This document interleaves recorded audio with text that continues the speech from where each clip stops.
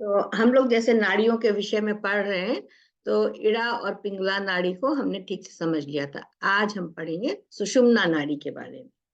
ये तीसरी यौगिक नाड़ी कहलाती है और ये इन दोनों के बीच में स्थित है। और इसकी जो मोटाई कहते हैं, ये बाल से भी ज्यादा बारीक होती है। जो हमें अपने बाल दिखते हैं उससे भी ज्यादा, उसके मतलब कहते हैं 1000 टाइम उससे भी बारीक होती है, बाल से भी 1000 टाइम्स ये बारीक होती है नाड़ी हमारी। और उन दोनों के मुकाबले में फिर मोटी होती है। इड़ा और पिंगला से ज्यादा स्थूल है, ये बहुत ही ज्यादा बारीक सूक्ष्म नाड़ी होती है। तो इससे इसको हम किसी भी तरह से माइक्रोस्कोप में देखना चाहे, कहीं भी देखना चाहे, तो ये हमको कहीं से भी दिख नहीं सकती है। फिजियोलॉजी एनाटॉमी कहीं पर भी हम इसको चेक करना चाहे तो ये हमको दिख नहीं सकती है। ये नाड़ी प्रकृति की सतोगुणी धार को अपने अंदर लेकर के चलती है। इस नाड़ी की सबसे बड़ी खासियत क्या है? ये सतोगुणी धार को, क्योंकि वो रज और तम को लेकर चलती है, तो सुषुम्ना नाड़ी सतोगुणी धार को लेकर के चलती है। ये चोटी के स्थान पर यहाँ से निकलती है। चोटी का चोटी एक्चुअली यहाँ पे जैसे ब्राह्मणों की हम लोग देखते हैं बनी होती, वहां से इसका प्रारंभ होता है और वहां से ही निकल के आज्ञा चक्र से होती हुई ये मूलाधार चक्र तक जाती। ये इसकी खासियत है कि इसमें अगर हम इसको देखना चाहें कि शरीर में कहाँ पर ये लोकेटेड है, तो ये हमारे चोटी से लेकर के और ये मूलाधार चक्र तक जाती है। और ये नाक की हड्डी को पीछे से चीरती है, यानी ये जब निकलेगी तो जो नाक की हड्डी है उसको भी ये उसको चीरती हुई नीचे की ओर जाती है। और ये सारी नाड़ियां आपको पता है कि ये आपकी स्पाइन से होकर के ही जाती है, आगे से इनका कोई भी स्थान नहीं होता है। सर्वसाधारण को ये सुषुम्ना नाड़ी सदैव सुषुप्त अवस्था में रहती है। जो नॉर्मल जो लोग होते हैं, जैसे ह्यूमन बींग्स हम लोग हैं, या हम उनको मान लें जो धर्म में प्रवृत्त हैं, या जो रोजमर्रा के कामों में लगे हुए लोग हैं, तो अभी अलका ने भी उस दिन इस बात का जिक्र किया था कि सुषुम्ना नाड़ी जो सर्वसाधारण लोग होते हैं उनकी हमेशा सुषुप्त रहती है। वो उसमें वो एक्टिव नहीं होती है। हमारी कौन सी नाड़ियां एक्टिव होती हैं? वो है हमारी इड़ा और पिंगला। हमारा जो प्राण है वो इसी के अंदर चलता रहता है। इसीलिए जो हमारा व्यवहार होता है वो राजसी और तामसी होता है। हम लोगों का अंदर वो सत्य की भावना नहीं आती है। हम लोगों का व्यवहार हमेशा या तो राजसी रहता है या तामसिक रहता है। अब तामसिक तो एक्चुअली अब नहीं रहता है उस हिसाब से, क्योंकि जब हम लोग आध्यात्म में प्रवेश करते हैं तो इतना तो अंतर हमारे जीवन में आ जाता है कि हम लोग उसको, राजसिक प्रवृत्तियां हमारी ज्यादा एक्टिव रहती है इन कंपैरिजन टू तामसिक। और सात्विक तो बहुत कम क्षण मात्र को थोड़ी सी देर के लिए हमारे अंदर आती है। इनके विचारों और कर्मों से रजोगुण और तमोगुण प्रबल रहता है। और जो कि सारे प्राण हमारे एड़ा पिंगला में बहते हैं, तो इसलिए हमारे जो गुण है वो रजोगुण और तमोगुण हमारे अंदर प्रबल रहता है। इसके कारण हम इच्छाओं के वशीभूत होकर आत्मा से बहुत दूर हट जाते हैं। यानी जो डेली लाइफ हमारी है, जो हमारा रोटी कपड़ा मकान की जो हमारी अवस्था है, हम उसी में लगे रहते हैं। तो इसलिए हम आत्मा से अपनी बहुत दूर हो जाते हैं।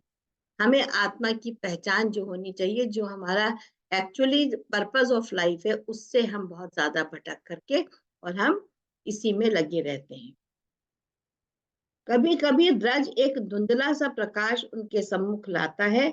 उस समय क्षणिक सुख व शांति का अनुभव भी करते हैं। कभी कभी धुंधला सा प्रकाश हमारे अंदर आता है, जैसे हम लोग ध्यान करते तो उस समय थोड़ा सा हमारे अंदर प्रकाश आता है, लेकिन वो प्रकाश कैसा होता है? बहुत ही धुंधला सा होता है, क्योंकि उसके अंदर सत का रज के साथ थोड़ा सा मिलन होता है। राजसिक प्रवृत्तियां ज्यादा है, उसमें थोड़ा सा सत का जिस समय प्रभाव आता है, तो हमारे अंदर ये गुण जो है वो जागृत होते हैं और हमें बड़ा सुख का अनुभव होता है। हम कहते हैं हमें तरह तरह के अनुभव हुए जीवन में, एक्सपीरियंसेस आए, हमने आज कलर्स देखी, हमने लाइट देखी, हमारे चक्रों में कुछ एक्टिवेशन हुआ, हमको उनकी स्थिति पता लगी, या हमारा ध्यान बहुत अच्छा लगा, तो वो अनुभव हमारे लिए क्षणिक होते हैं।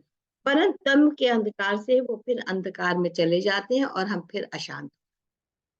वो लेकिन वो इतना क्षणिक वो अनुभव होता है, उसके बाद हमारे ऊपर तम का प्रभाव रज के ऊपर तम का प्रभाव जो है वो ज्यादा आने लगता है, और उसके कारण से हम फिर अंधकार में चले जाते हैं और अशांत हो जाते हैं। ये जो परिस्थितियां हमारी बदलती रहती, हम लोग कहते हैं ना कि पूरे टाइम हम क्यों नहीं एक सुख की अवस्था में रहते हैं, तो उसका कारण सिर्फ इतना है क्योंकि हमारे प्राण जो बह रहे हैं, जो प्राण का पूरा मोटिवेशन है, जो पूरे करंट जो हमारे बॉडी में दौड़ रहा है, वो इड़ा और पिंगला नाड़ियों में ही दौड़ रहा है। तो उसको धीरे धीरे हमको सुषुम्ना में कैसे लाना है, वो योगिक क्रियाएं होती हैं। इन इड़ा व पिंगला के प्राण की गति रोककर सुषुम्ना में प्रवाहित करना ही योग विद्या है। योग द्वारा हम क्या चीज करते हैं कि धीरे धीरे हम प्राणों को इड़ा और पिंगला से सुषुम्ना की ओर लाते हैं, उसको पूरी तरह से हम एक्टिवेट करते हैं। और चाहे वो हठ योग हो, चाहे वो ध्यान हो, चाहे जिस भी तरह से हम करते हैं, उसको प्राणों को हमें सुषुम्ना नाड़ी में लाना है। यानी ये ऑटोमेटिक प्रोसेस नहीं है कि हम उसको ला सकते हैं, उसके लिए हमको एफर्ट करना पड़ेगा। जैसे आज मैंने एक कोट भेजा था कि to become effortless we have to do lots of effort. अगर हम एफर्ट नहीं करेंगे तो हम एफर्टलेस नहीं हो सकते उस अवस्था को प्राप्त करने के लिए।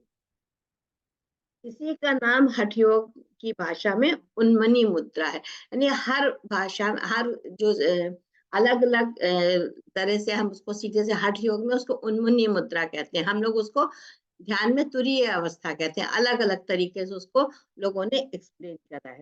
इसमें श्वास की गति धीमी हो जाती है। जब मेडिटेशन करते हैं, आपने कई बार, जो मैं बार बार इस बात को आपको कहती हूँ कि देखिए श्वास जिस गति से हमारा चल रहा है, वो धीरे धीरे हमारे श्वास की गति धीमी होगी। तो धीमा होना ही इस बात का संकेत देता है कि प्राण जो है वो सुषुम्ना की ओर हमारे बढ़ने लगे हैं। दोनों नॉस्ट्रिल से समान रूप से ऑक्सीजन यानी ब्रेथ जो है हमारी, वो दोनों नॉस्ट्रिल से आनी शुरू हो जाती है। शरीर में और मन में एक हल्कापन होता है। यानी अंदर से हमारे अंदर क्या हमको फील होने लगता है कि हमारे अंदर एक हल्कापन शरीर में आ रहा है, जो बहुत ज्यादा एक्चुअली क्या लगता है, बैठने में वेट फील होता है। वेट किस चीज का फील होता है? जो हमारे थॉट्स होते हैं, जो हमारे अंदर प्रक्रियाएं चल रही होती है, यहाँ पर रज और तम से हम बहुत अधिक प्रभावित होते हैं, उनकी वजह से हमारे शरीर में भारीपन रहता है। लेकिन जब श्वासों की गति धीमी होगी, प्राण सुषुम्ना नाड़ी में आएंगे, तो हल्कापन महसूस होगा और धीरे धीरे भीतर की ओर आकर्षण शुरू। अभी तक हमारा सारा ध्यान किधर है? संसार में बहिर्मुखी हैं हम। लेकिन जब सुषुम्ना नाड़ी में प्रवेश करते हैं प्राण हमारे, तो हम अंतर्मुखी होने लगते हैं। उन्मनी योग की प्रारंभिक भूमिका यही है। इसके उदय होते ही जीव का पतन रुक जाता है। जैसे ही हमारे अंदर सुषुम्ना नाड़ी एक्टिव होती है, तो हमारा जो जीव का पतन होता है, पतन क्या होता है? यानी जो संसार संसार में ही बुरी तरह से लिप्त रहते हैं, जिनको संसार के अलावा कुछ नहीं दिखता है, अपनी प्रोग्रेस नहीं दिखती है, वो केवल बाहर की ओर जो लोग आकर्षित रहते हैं, वो पतन कहलाता है। यानी जो हमारे षड रिपु है, वो हमारे ऊपर बहुत अधिक हावी हो जाते हैं। क्रोध हमारे ऊपर बहुत अधिक हावी होता है। सबसे बड़ी बात है, क्रोध के ऊपर हमारा नियंत्रण नहीं रहता है। और चीजों पे तो शायद हम कर भी, लेकिन क्रोध पे नियंत्रण नहीं कर पाते। तो वहां से उस तरह का जो पतन हमारा होता है, वो धीरे धीरे रुकने लगता है, क्योंकि हमको समझ में आ जाता है कि हमारी जीवन यात्रा किस ओर चल रही है। और ऊपर की ओर हटने लगता है और आत्मा की ओर बढ़ने लगता है। यानी जब बाहर से हमारा जब पतन रुकेगा, तो हमारी जो प्रगति है वो किधर को होगी? वो ऊर्ध्वगामी होगी। अभी तक कैसी हो रही? नीचे की ओर चल रही है। जब हमारा पतन रुकेगा, जब हमारे अंदर इन चीजों के कमी होने लगेगी, अहंकार, क्रोध, लोभ, मोह, इसकी जैसे जैसे हमारे अंदर कमी होगी, वैसे वैसे हमारी आत्मा का जो चढ़ाव है वो ऊपर की ओर होगा। यानी हम अंतर्मुखी होंगे और प्रवाह ऊपर की ओर हमारा बढ़ने लगता है। हठ योगी इसे योग क्रियाओं से, भक्ति योगी अपने इष्ट देव के चरणों में चित्त देकर, और राजयोगी धारणा और ध्यान द्वारा इसका उदय कर। तीनों मार्ग है हमारे पास। हठ योग का है, उसमें आप जबरदस्ती आप प्राणों को खींचते हैं। हठ योग का मतलब ही कि हठ के द्वारा आपने सुषुम्ना नाड़ी को एक्टिव किया। भक्ति मार्ग में क्या होगा, जब आप पूरी तरह से सरेंडरेंस में आ जाएंगे, समर्पित हो जाएंगे अपने प्रभु के चरणों में, तब धीरे धीरे बाहर से आपके जो आपका मार्ग है वो अंतर्मुखी होने लगे।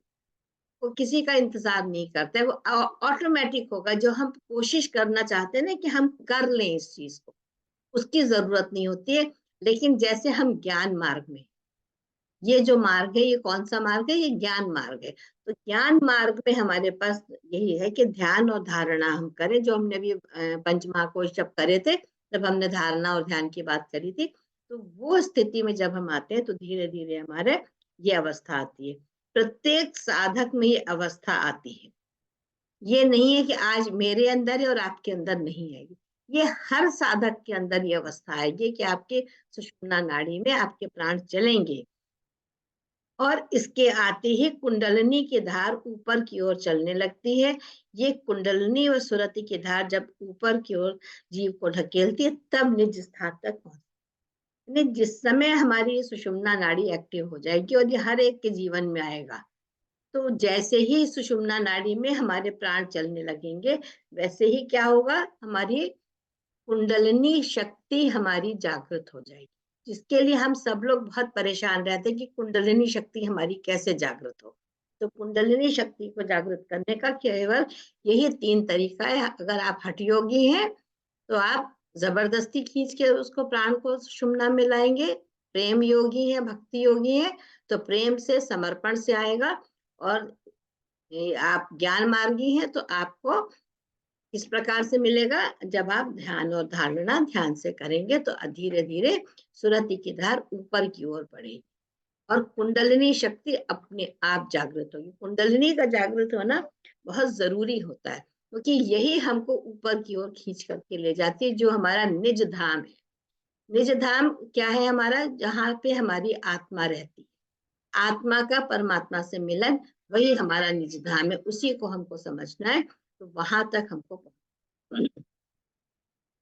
इसका सबका सार क्या निकलता है कि चाहे वो किसी भी मार्ग की हो, एकाग्रता आते ही अंतर्मुखी वृत्ति होती है, और कुंडलिनी साधक को प्रकाश व आनंद देती।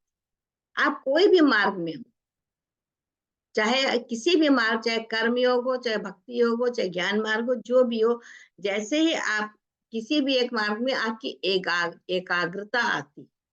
अभी क्या है कि हम सब तरफ हाथ पैर फेंकते हैं। हमारा क्या होता है, हम सोचते हैं हम भक्ति भी कर लें, हम ध्यान भी कर लें, हम कर्म योग भी कर लें, करना हमें सब कुछ है, लेकिन हमारी एकाग्रता एक जगह ठहरनी चाहिए। हम लोग हर चीज में कहते हैं ना, आधी तज सारी को धावे, सारी रहे न आधी पावे। हमें कुछ भी नहीं फिर मिल जाता। तो इसके लिए ये जरूरी है कि एक चीज में अपना पूर्ण ध्यान लगाए। अगर आप भक्ति कर रहे हैं तो पूर्ण सिर्फ भक्ति ही करिए, फिर आप किसी और चीज की तरफ ध्यान मत दीजिए।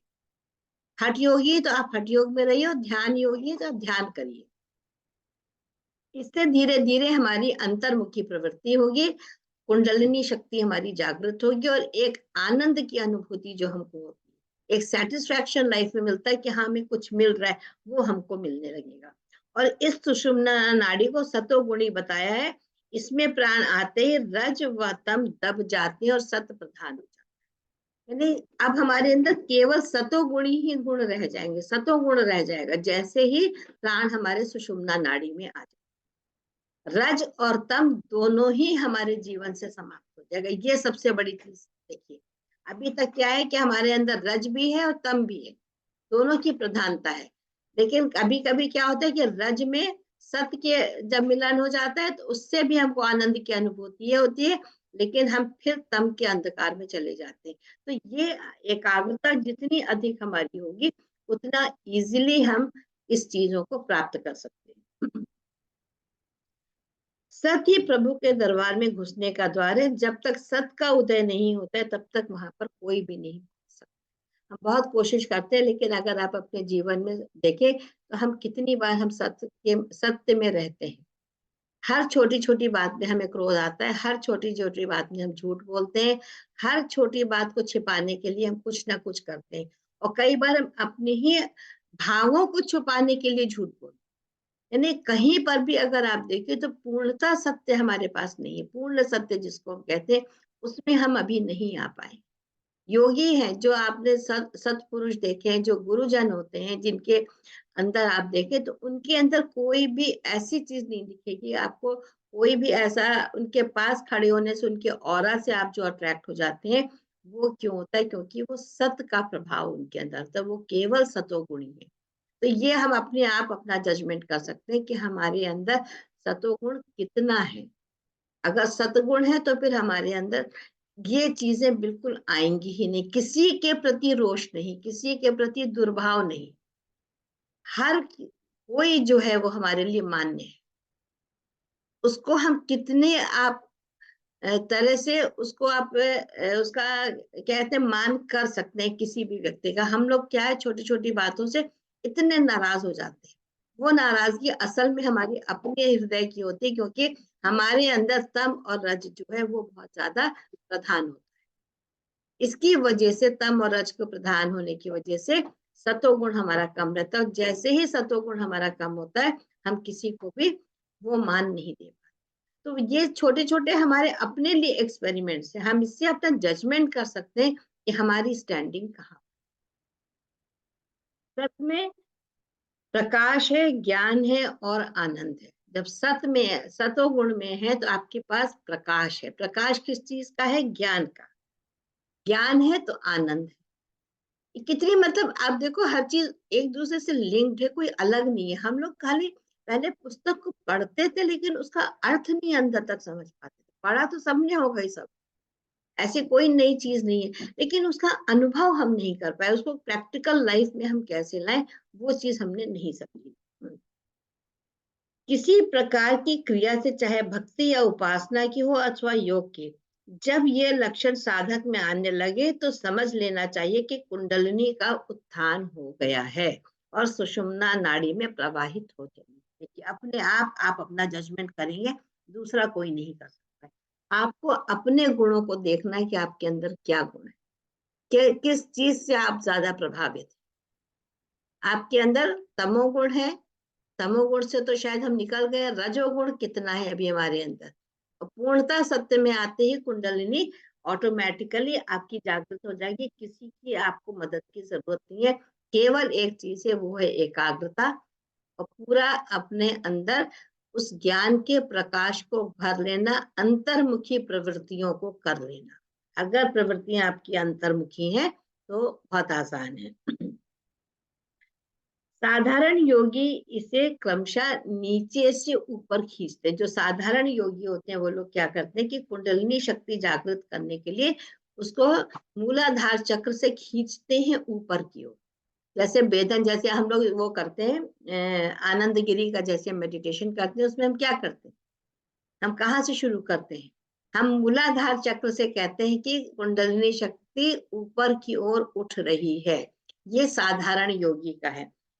लेकिन जो, अगर आपको कोई समर्थ गुरु मिल जाए, कोई ऐसा गुरु मिल जाए जिसके अंदर ये शक्तियां हैं, तो वो क्या करते हैं, वो आपके ऊपर से सहस्त्रार से आपकी कुंडल शक्ति को ऊपर से खींचते,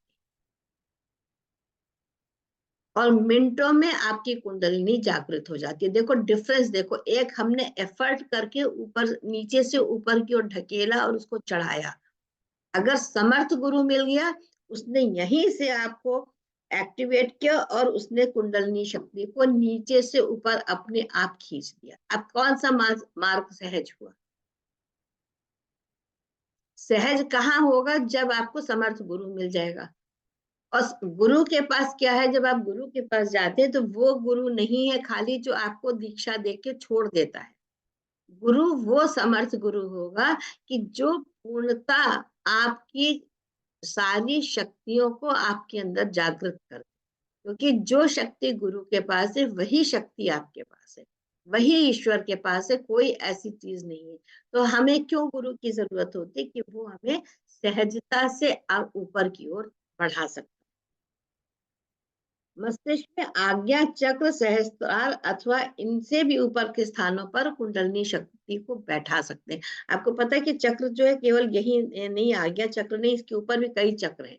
तो वो पूरी शक्ति को खींच के किसी भी उसमें चक्र में बैठा सकते हैं, ये उनके पास पावर होती है। लेकिन वो होना चाहिए। और उनका क्या है, गुरु भक्ति क्या होती है कि जो वो आपको आदेश दे फिर आप उसका पालन करें। ये नहीं कि आप गुरु के चरणों को धो धो के पिए, ये गुरु नहीं कहेगा। समर्थ गुरु जो है वो कभी भी ये आपको नहीं कहेगा। वो सिर्फ ये कहेगा कि जो हम आपको क्रिया बता रहे हैं उस क्रिया को आप ढंग से करें। और दूसरी चीज है सेवा करें। सेवा क्या होती है? सेवा ये नहीं कि खाली आप धर्म से जाके कराए या आपने शारीरिक करी, जो उसने सिखाया है उसको आप शेयर करें। वो एक्चुअली गुरु भक्ति की श्रेणी में आता है। उन चीजों को आप शेयर करें दूसरे के साथ। जो आपने प्राप्त किया है वो मार्ग कम से कम आप दूसरों को दिखाते चले, तब आपकी गुरु भक्ति पूर्ण होती है। जब आकर्षण शक्ति का दबाव कुंडलनी पर पड़ता है तो वो सचेत होकर सुषुम्ना के द्वारा ऊपर को खींचने लगती है और एकदम उस स्थान तक पहुंच जाती है जिस मुकाम पर साधक गुरु कृपा के सहारे बैठा हुआ आकर्षण शक्ति का प्रयोग करता है। कितनी बड़ी बात है कि जैसे ही कुंडलनी शक्ति जागृत हुई, पूरे प्राण सुषुम्ना के द्वारा खींच के उस जगह पर पहुंच गए। जब वो वहां पर पहुंच गए तो आपके अंदर वो सारी पावर्स आपके अंदर आ जाएंगी जो आपको लगता है कि हमें मिलनी चाहिए। जो कुछ भी अनुभव आप जीवन में करना चाहते हैं ध्यान के द्वारा, वो सब आपको मिले। लेकिन उसके लिए आपको गुरु का दया पात्र बनना पड़ेगा, उनका आश्रित होना पड़ेगा। अगर गुरु समर्थ नहीं है तो आप इन सब चीजों को नहीं कर सकते। इसके बाद एक और चीज है कि सहस्त्रार जो होता है, इसको सहस्त्र धारा भी कहते हैं और अमरनाथ भी कहते हैं। देखिए, ये सारी चीजें इंटरलिंक्ड है। सहस्त्रार माने सहस्त्र धारा या अमरनाथ धाम। इस सहस्त्रार को सहस्त्र धारा कहते हैं, जहां से एक सहस्त्र शक्तियों का प्रवाह फूट के योग नाड़ियों के द्वारा नीचे की ओर बहता है। ये सहस्त्र धारा, जैसे हम लोग देहरादून में है तो सहस्त्र धारा उसका नाम क्यों पड़ा था? क्योंकि इतना उसके अंदर इतनी धाराएं फूटती थी, इतनी धाराएं निकली कि उसका नाम सहस्त्र धारा पड़ गया। तो वो सहस्त्र धारा हमारा यहाँ, सहस्त्रार हमारा यानी क्राउन चक्र है। और यहाँ पर इतनी शक्तियां आ जाती है कि वो सारी शक्ति आपके करंट के द्वारा पूरे शरीर में नीचे की ओर प्रवाहित होती चली जाएगी। ये व्यष्टि मन का स्थान है। ये कहाँ पर स्थापित होती है? मन के स्थान पे। मन हमने दो जगह बताया था आपको। हार्ट में दो पॉइंट्स होते हैं, एक मन का होता है, एक प्राण का होता है। मन का देवता चंद्रमा माना गया है, जो जागृत मनुष्य इस स्थान का अधिष्ठाता है। जो इन शक्तियों को अपने अधिकार में रखता है उसी का नाम चंद्रमा रख दिया गया। जो इन शक्तियों को अपने कंट्रोल में रखता है, उसको चाहे चैतन्य पुरुष मान लो या जो भी मान लो, जो इन शक्तियों को अपने कंट्रोल में, जैसे सहस्त्र धारा फूट गई, बहुत सारे करंट आ गया, अब आप उसको संभालोगे कैसे? उसको कंट्रोल करने के लिए कोई चाहिए ना। बिना कंट्रोल करे तो जैसे जिस समय गंगा जी आई हैं तो इतने वेग से, इतने फोर्स से आई थी कि उनको संभालने के लिए शिव जी ने अपनी जटाओं में उलझाया था। तो जब ये बहुत सारा करंट हमारे बॉडी में, बहुत सारी शक्ति आ जाएगी, तो उसको रोकने के लिए किसको चाहिए? एक चैतन्य पुरुष की आवश्यकता है, जो चंद्रमा है, जो मन का स्थान है। इस स्थान पर सतोगुणी प्रधान रजोगुण रहता है। यहाँ पर सतोगुण प्रधान है लेकिन रजोगुण के साथ में रहता है। इसीलिए सहस्त्रार के स्थान पर से जो शक्ति की धार नीचे को आती है उसमें शीतलता, धुंधला प्रकाश, कुछ ज्ञान और आनंद है। यानी एकदम वेग से नहीं आ रहा है, जिसको रोका गया है, कंट्रोल करा गया है। अगर कंट्रोल नहीं किया जाएगा तो हमारा बॉडी, फिजिकल बॉडी जो होता है, वो इतना, उसके अंदर पावर, शक्ति नहीं होती कि उसको झेल पाएगा। उसको रोकने के लिए यहाँ पर मन को, ये चंद्रमा को बिठाया गया कि जिससे कि वो उसको रोक सके। और उसमें सत्य के साथ में रज का मिलन हो गया, तो धुंधला प्रकाश जो है, जिसमें ज्ञान है, आनंद है, वो शरीर में प्रवाहित। इसका अर्थ है चंद्रमा की शक्तियों का अमृत रस। यानी इस प्रकार से जो चंद्रमा की शक्तियां हैं वो हमारे अंदर प्रवाहित हो रही, जो हमारे शरीर को शीतलता भी प्रदान कर। ठीक है, तो इस धाम को हमने अमर धाम कहा, अमरनाथ कहा है, क्योंकि यहाँ पर ये हठ योग के अनुसार जिसने इस स्थान पर पहुंचकर इसका रसास्वादन कर लिया है, वो अमर हो गया है, उसने काल पर विजय प्राप्त कर ली। नहीं, बहुत गुरु की भी जरूरत है और अपनी एकाग्रता की भी जरूरत है और अपने ऊपर कंट्रोल की भी हमको जरूरत है। जब इतनी सारी चीजें हमको एक साथ मिलती हैं, तब हम उस स्थान को पहुंच पाते हैं। तो आज के लिए हम इसको